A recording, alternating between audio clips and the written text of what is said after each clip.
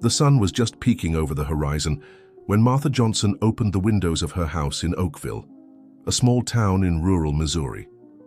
The aroma of freshly brewed coffee mingled with the scent of the dahlias she cultivated in her garden, creating that familiar atmosphere she cherished so much. At 72 years old, she maintained a meticulously organized routine, a legacy from the times when her Robert, her companion of 4 decades, was still by her side. The house, though simple, held memories in every corner. The soft yellow walls sheltered old photographs, moments frozen in time that kept her company in her solitude. On the porch, the rocking chair still retained the shape of her husband's body, as if he had just gotten up to fetch the newspaper. On that June morning, the air was cooler than usual. Martha put on her favorite floral apron and slipped on the rubber sandals she wore to tend the garden. Her backyard, more than just a patch of land, was her refuge. There, among the rose bushes and basil plants, she found the peace she treasured so much. With watering can in hand, she began her daily routine of caring for the plants. She knew, each one by name, knew exactly how much water they needed and at what time of day they preferred to be watered.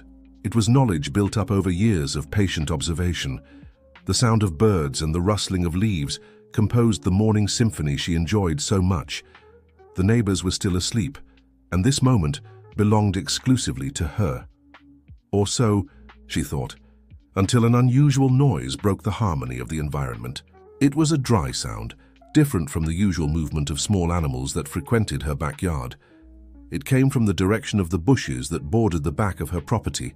Her heart instantly accelerated, and her hands gripped the handle of the watering can more tightly. Since childhood, Martha had carried a visceral fear of snakes. It was a terror that went beyond reason, born of old stories and traumatic experiences from childhood. Her father used to tell about encounters with snakes in the cornfields, and these narratives had become entrenched in her subconscious like vivid nightmares. She took a deep breath, trying to calm herself. It must be just a lizard, she muttered to herself, but something in her gut told her it was different. The bushes were crushed in a peculiar way, and the dry leaves on the ground formed a pattern that suggested the passage of something larger. Curiosity, however, began to vie for space with the fear in her chest. In her years of living in the countryside, she had learned that fear was not always a good advisor. How many times had her Robert said that the unknown is only scary until we approach it? With hesitant steps, she approached the bushes. Each movement was calculated, each breath measured. The sound of her own steps on the dry leaves seemed to echo through the quiet backyard. As she got closer, she could better distinguish what had caused the noise. It was then that her eyes widened at the sight that unfolded. Among the foliage lay a snake of impressive proportions. Its muscular and elongated body reflected the light of the rising sun, creating a mosaic of colors between brown and gold. It was a python, larger than any she had ever heard of in local stories. The initial fear gave way to a complex mixture of emotions when she realized something was wrong. The animal wasn't moving as it should, and its breathing seemed irregular. An exposed wound on its back caught her attention, revealing that the imposing creature was injured and vulnerable. At that moment, Martha felt something change inside her. The fear was still there, pulsing in her chest, but now it shared space with a feeling of compassion that she couldn't ignore. The same woman who always crossed the street at the slightest sign of a snake now found herself facing a moral dilemma that challenged decades of instinctive aversion. Time seemed to have stopped in that piece of backyard in Oakville. The sun continued its ascent in the sky, but Martha remained motionless, torn between the impulse to run into the house and lock all the doors, and an inexplicable desire to help this creature that terrified her so much. Her thoughts were interrupted by the sound of approaching footsteps. Someone was coming down the path that connected her house to the main street. The familiar sound of her neighbor Tom's work boots echoed closer and closer. She knew she needed to make a decision quickly, as her neighbor wouldn't be as understanding as she was being at that moment. Tom appeared carrying a hoe, his face marked with concern. "Martha, I heard there's a snake around here. Mrs. Wilson told me she saw something moving in your backyard earlier." His eyes scanned the ground as he spoke, looking for signs of the animal. With a calmness she didn't know she possessed, Martha managed to disguise her agitation. "Oh, it's nothing, Tom. Have been some big lizard that Mrs. Wilson saw. You know how she likes to exaggerate stories. She forced a smile, praying he wouldn't insist on investigating. The neighbor hesitated for a few moments, but ended up convinced. You're right, Mrs. Wilson has always been one to make a mountain out of a molehill. But if anything happens, just call me, okay? He offered, already turning to leave. Martha waited until he was out of sight to release the breath she hadn't realized she was holding. Turning, her attention back to the injured snake. She knew she needed to act quickly. The neighbors would soon start their daily activities, and it would be impossible to keep the secret for long. She went up to her room, changing her dress for thick cotton pants and her rubber boots. She grabbed the gardening gloves she used for pruning the rose bushes and an old towel from the closet. As she prepared, her mind wandered to the stories her father used to tell about pythons. They were always narratives of fear and respect, but also of admiration for the strength and majesty of these animals. She never imagined that one day she would be so close to one of them, much less trying to help it. Back in the yard, she approached the animal with cautious steps. The snake remained in the same position, its breathing even more labored than before. With trembling hands, Martha began to gently clean the area around the wound. The cut was deep and showed signs of infection. It would need professional care. She went to the kitchen and filled a bottle with fresh water. Returning, she poured some over the wound to clean it better. The snake moved slightly, but showed no sign of aggression. It was as if it understood it was receiving help. The next challenge would be to transport it. She then remembered Robert's old toolbox, stored in the basement. It was big enough to accommodate the animal and sturdy enough to keep it secure during transport. She went down the basement stairs, pushing aside cobwebs until she found the dusty box. She lined the interior with old blankets, creating a more comfortable environment. Now came the hardest part, transferring the snake into the box. Her heart was beating so hard it seemed to want to leap out of her chest. Years of irrational fear would need to be overcome in the next few minutes. With a gentleness that would surprise anyone who knew her fear of snakes, she began to move the animal. The python's body was heavy and cold to the touch, even through the gloves. To her surprise, it cooperated, as if understanding the situation. After several minutes of contained effort and controlled breathing, she managed to accommodate it in the box. Looking at her wristwatch, she realized it was already past 9 in the morning. The Animal Recovery Center was almost 25 miles away, in a neighboring town. She would need to invent a convincing excuse for her absence, as the neighbors were accustomed to her invariable routine. She called Mrs. Wilson, her closest neighbor, saying she needed to go to town to sort out some problems at the bank. The lie didn't please her, but it was necessary. With the help of her wheelbarrow, she transported the box to her old blue station wagon, parked in the garage. Before leaving, she looked once more at her house, at the garden she loved so much. There, in that small private paradise, she was, living one of the most intense experiences of her life. It wasn't just about helping an injured animal. It was about facing her deepest fears, about rediscovering her own courage. The road that connected Oakville to the neighboring town was so known for its potholes and dangerous curves. Martha drove with extreme caution, aware of the precious cargo she was transporting. Each jolt made her hold her breath, fearing to hurt the injured animal even more. Occasionally she cast worried glances at the box in the back seat, making sure it was well closed. The fear was still present, but now it was different. It was no longer a paralyzing terror, but a respectful apprehension mixed with a determination she didn't know she possessed. The sun was already high when Martha felt the first strong jolt. The tire had burst in one of the many potholes on the dirt road, causing the car to skid slightly before stopping. Her hands gripped the steering wheel tightly while drops of sweat ran down her forehead. "Oh God, not now," she muttered to herself, looking worriedly at the back seat. The box remained closed, but she could hear a slight movement inside it.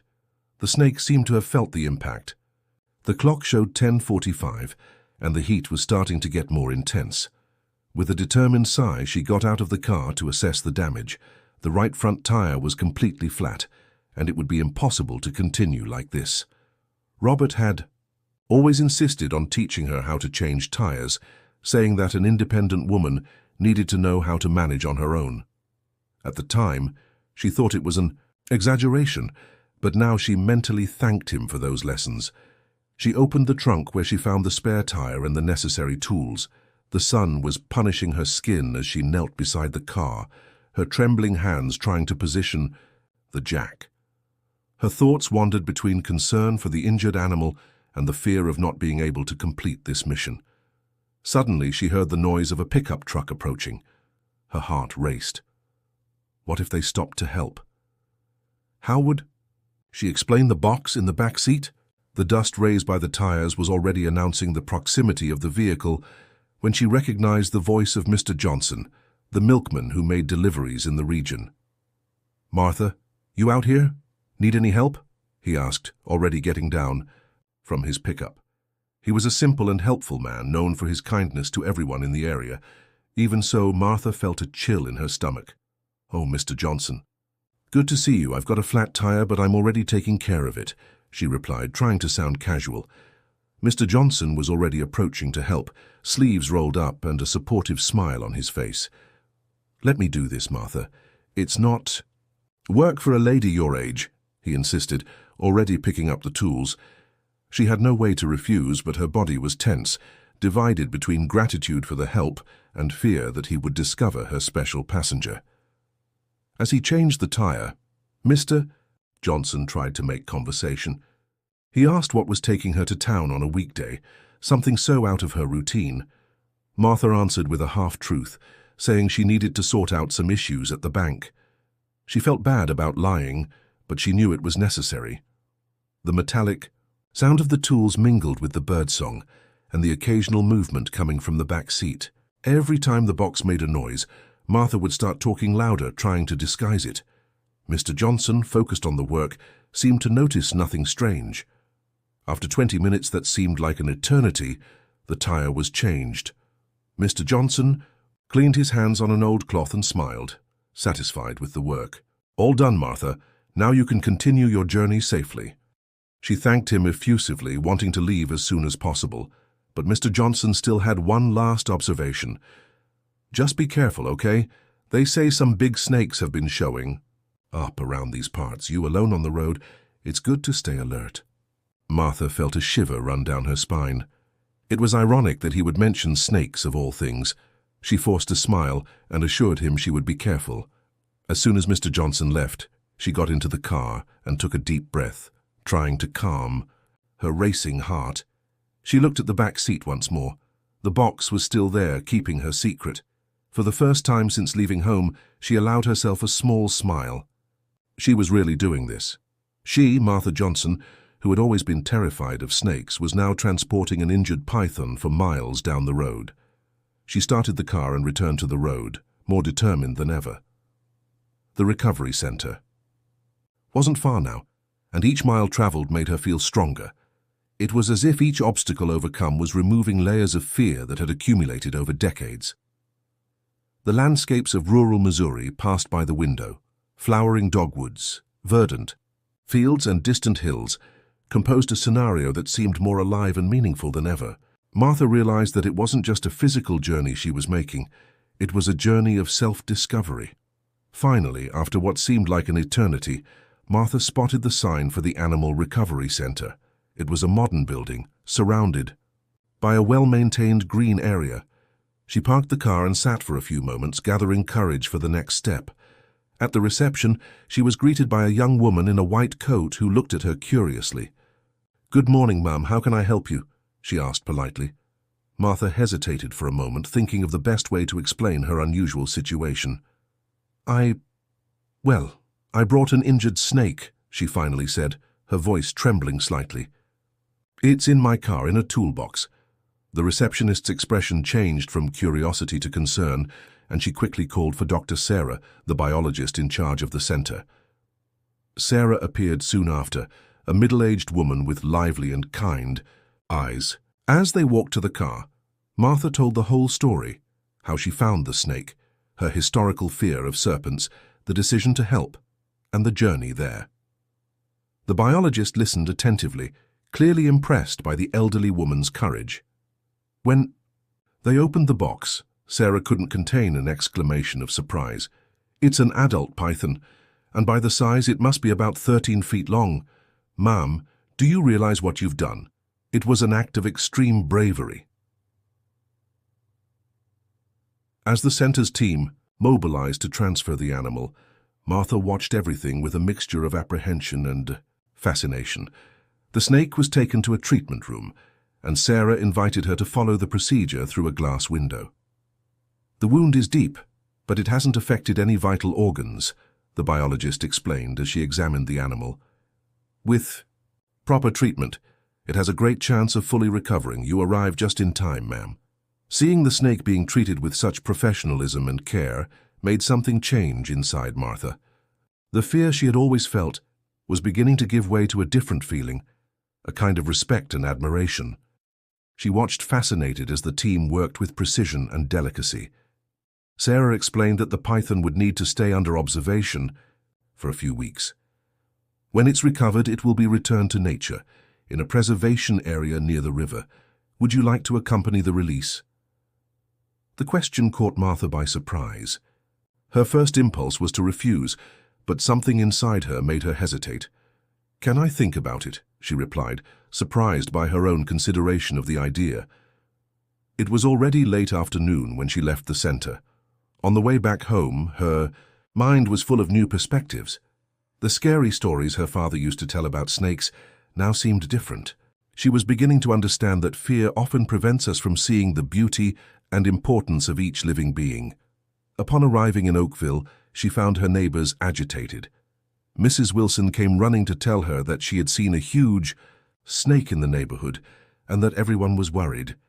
Mr. Thompson was already organizing a group to search for the animal.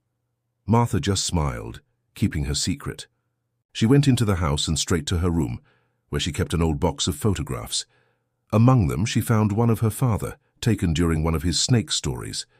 She looked at the image with new eyes, realizing that perhaps her father didn't tell those stories to cause fear, but to teach respect for nature. That night, sitting on her porch, she observed the stars with a sense of accomplishment that she hadn't felt in a long time. Her routine had been completely altered that day, but something much bigger had changed inside her. The fear that had accompanied her throughout her life was transforming into something new, something she didn't yet know how to name. The following weeks brought a subtle but significant change to Martha's life.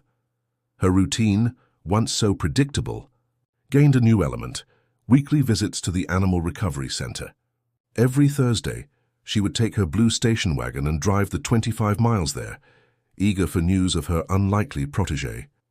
Sarah, the biologist, always greeted her with a warm smile and detailed updates on the python's progress.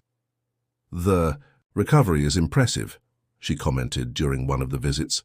"She's an exceptional specimen, Martha, strong and resilient just like you." At home, her conversations with neighbors took on a new dimension. When the subject was the snakes in the region, she now listened more than she spoke, realizing how fear often arose from ignorance. Her own backyard seemed different. The bushes where she had found the python were no longer a source of fear, but a reminder of her own courage. One of those mornings, while watering her plants, Mr. Thompson appeared at the fence. "Martha, you won't believe it. That big snake that was scaring everyone has completely disappeared. Some say it left, others think someone got rid of it." She just smiled, continuing to water her dahlias. "Sometimes, Tom, things aren't exactly as we imagine." The phone rang on a Saturday afternoon, breaking the quietude of her reading. It was Sarah, her voice overflowing with enthusiasm. "Martha, I have great news. The python is fully recovered.